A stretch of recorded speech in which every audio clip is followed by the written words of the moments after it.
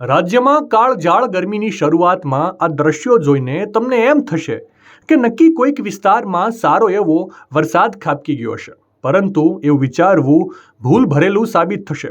કેમ કે આ રસ્તા પર જે પાણી ફરી વળ્યા છે એ મેઘરાજાની મહેરબાની નથી, પરંતુ રાજ્યની રાજધાનીમાં તંત્રની નાદારી છે. જી હા, સાચું સાંભળ્યું. ગાંધીનગરમાં તંત્રની ઘોર બેદરકારી અને જર્જરિત પાઇપલાઇનને કારણે લાખો લીટર પાણીનો વેડફાટ થવાની ચોંકાવનારી ઘટના સામે આવી છે. આ દ્રશ્યો છે ગાંધીનગર શહેરના વ્યસ્ત ગણાતા એવા સેક્ટર 5 અને 13 સર્કલ પાસેના, કે જ્યાં પાણીની મુખ્ય લાઇનમાં મોટું ભંગાણ સર્જાતા રસ્તાઓ પર પાણી ફરી વળ્યું હતું.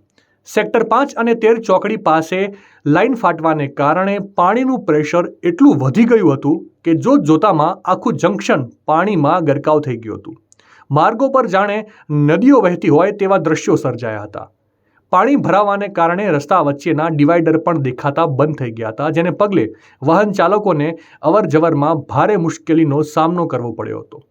પાટનગરમાં આ રીતે હજારો લાખો લીટર શુદ્ધ પાણીનો વેડફાટ થતાં સ્થાનિક રહીશોમાં ભારે આક્રોશ જોવા મળી રહ્યો છે.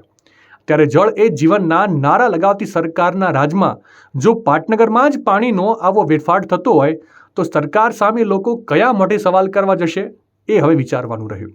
આ બાબતે આપનો શું અભિપ્રાય છે? કોમેન્ટ કરીને જરૂરથી જણાવજો.